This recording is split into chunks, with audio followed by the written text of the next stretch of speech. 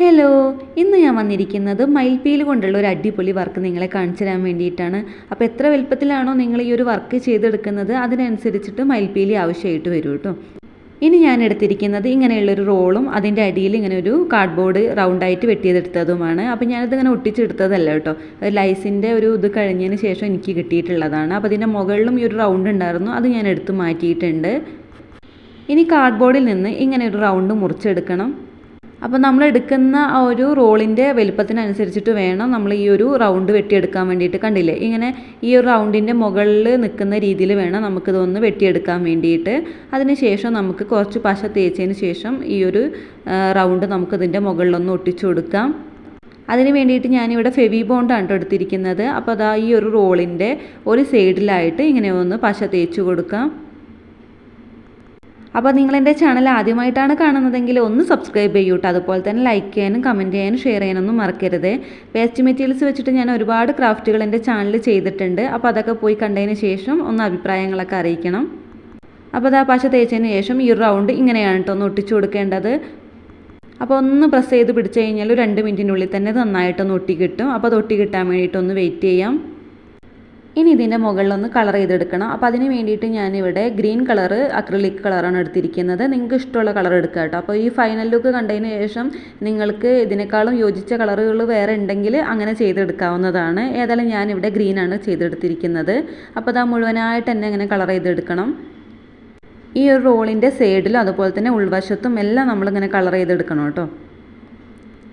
വെള്ളം ചേർക്കാണ്ട് വേണ്ട നമ്മളിതൊന്ന് കളർ ചെയ്തെടുക്കാൻ വേണ്ടിയിട്ട്. അപ്പോൾ അത് ഉണങ്ങിക്കഴിയുന്ന സമയത്ത് നല്ല ഭംഗിയുണ്ടാവും. ഈ കാർഡ് ബോർഡിലാണല്ലോ നമ്മൾ ചെയ്തെടുക്കുന്നത്, അതുകൊണ്ട് തന്നെ പെട്ടെന്ന് തന്നെ ഉണങ്ങി കിട്ടും. ഇനിയിപ്പോൾ കാർഡ് ബോർഡ് ഇല്ലാത്ത ആളുകൾക്ക് ഈ ഒരു PVC പൈപ്പിൻ്റെ ഒക്കെ കഷ്ണം ഉണ്ടാവില്ലേ, അങ്ങനത്തെ കഷ്ണം എടുത്തിട്ട് വേണമെങ്കിലും ഈ ഒരു വർക്ക് ചെയ്തെടുക്കാവുന്നതാണ്.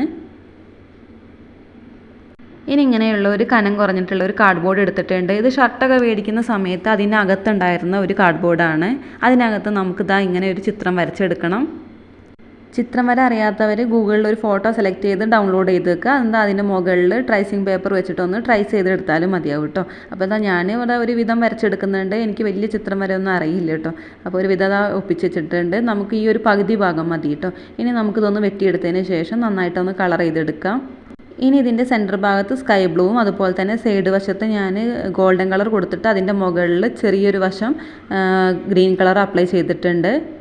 നേരത്തെ ചെയ്ത് വെച്ചിട്ടുള്ള വർക്കിലെ കളറൊക്കെ നന്നായിട്ട് ഉണങ്ങിയിട്ടുണ്ട്. ഇനി നമുക്ക് ഈ ഒരു ഭാഗം അതിലോട്ടൊന്ന് ഒട്ടിച്ചു കൊടുക്കണം. അപ്പോൾ അതിൻ്റെ പുറകുവശത്തായിട്ട് നന്നായിട്ട് പശ തേച്ച് കൊടുക്കുക.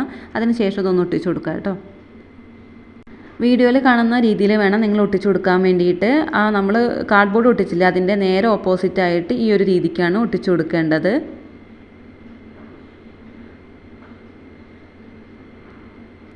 ഇനിയാണ് മയിൽപ്പീലിയുടെ ആവശ്യം വരുന്നത്. എനിക്കൊരു 5 മയിൽപ്പീലിയാണ് ആവശ്യമായിട്ട് വന്നിട്ടുണ്ടായിരുന്നത്. ഇനി നമുക്ക് ഈ ഒരു മയിൽപ്പീലിൻ്റെ തലപ്പ് ഭാഗം മാത്രം മതി കേട്ടോ. അതായി കാണുന്ന ഇത്രയും വലുപ്പം മതി. അപ്പോൾ ഞാനതൊന്ന് കത്രിക കൊണ്ട് മുറിച്ചെടുക്കുന്നുണ്ട്. ഇനി മുകൾ വശത്ത് ഇങ്ങനെ നീണ്ടു നിൽക്കുന്ന പീലികളൊക്കെ ഒന്ന് കത്രിക വെച്ചിട്ട് വെട്ടി കൊടുക്കാം കേട്ടോ. ഇങ്ങനെ ഒന്ന് ലെവലാക്കി കൊടുക്കണം. ഈ ഒരു രീതിക്ക് വേണം ചെയ്തെടുക്കാൻ വേണ്ടിയിട്ട്.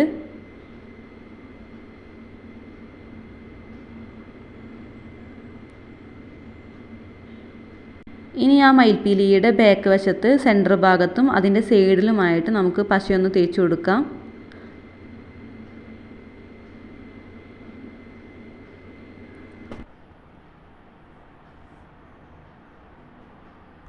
ഇനി ആ റോളിൻ്റെ ബാക്ക് വശത്തുള്ള ഒരു കാർഡ് ബോർഡിലാണ് നമ്മൾ ഈ ഒരു മയിൽപ്പീലിയൊക്കെ ഒട്ടിച്ചു കൊടുക്കേണ്ടത്. അപ്പോൾ അത് വീഡിയോയിൽ ചെയ്യുന്ന രീതിയിലാണ് ചെയ്തെടുക്കേണ്ടത്.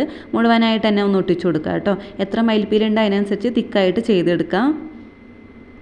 അപ്പോൾ ഇതാണ് ഫൈനൽ ലുക്ക്. നിങ്ങൾക്ക് പെൻസിൽ, പേന, അതുപോലെ തന്നെ ബ്രഷുകൾ ഒക്കെ വെക്കാവുന്ന ഒരു നല്ലൊരു ഹോൾഡറായിട്ട് ഇത് ഉപയോഗിക്കാവുന്നതാണ്. അപ്പോൾ നിങ്ങൾക്ക് ഈ വർക്ക് ഇഷ്ടമായിട്ടുണ്ടെങ്കിൽ എന്തായിട്ടും ലൈക്ക് ചെയ്യാൻ വേണ്ടി മറക്കരുത്. അപ്പോൾ അടുത്ത വീഡിയോ ആയിട്ട് കാണാം.